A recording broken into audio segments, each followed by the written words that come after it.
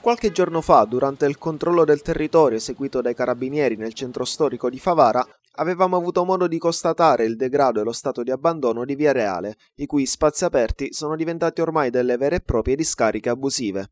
Problematica a cui immediatamente l'amministrazione comunale aveva risposto, programmando per questa settimana, tempo permettendo, la bonifica della zona.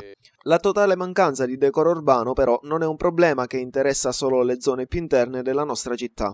Si potrebbe definire quasi storico l'ammasso di rifiuti di ogni genere che fa a bella vista ai lati e sotto il viadotto che collega Favara a Naro in contrada Malvizzo. Da un ulteriore sopralluogo effettuato sul posto questa mattina dalla nostra redazione ci siamo accorti di come ad oggi la situazione non sia affatto migliorata, anzi, dai sacchetti di spazzatura buttati lì con noncuranza dai cittadini indisciplinati a rifiuti ingombranti e quelli pericolosi. La discarica abusiva in questione non si fa mancare proprio nulla.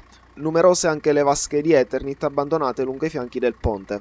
Non è la prima volta che segnaliamo alle autorità competenti il grave danno ambientale derivante da questa discarica abusiva e continuiamo a farlo anche oggi. Intanto, in seguito alle segnalazioni giunte presso la nostra redazione, ci siamo recati lungo le strade delle contrade Iacone e Poggio del Conte, sulla strada statale 122 collegante Favara e Castrofilippo, dove abbiamo constatato la presenza di altre piccole discariche abusive.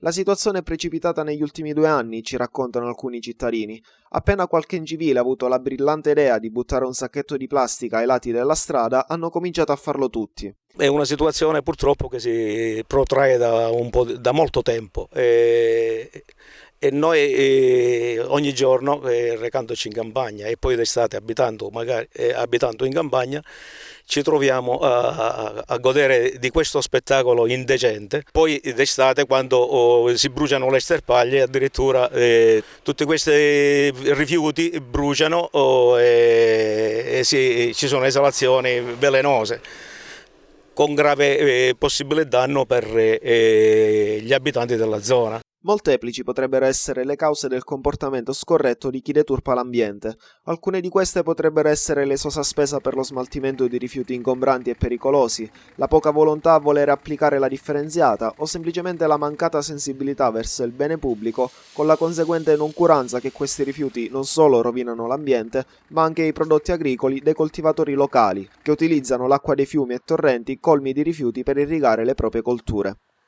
La nostra emittente ancora una volta lancia un appello a tutti coloro i quali sono competenti in materia per porre un freno a questa situazione, dal controllo del territorio a chi dovrebbe occuparsi di effettuare la bonifica. Un appello va anche a quanti, a causa della loro poca sensibilità, guastano la propria città e la vita dei propri figli e nipoti.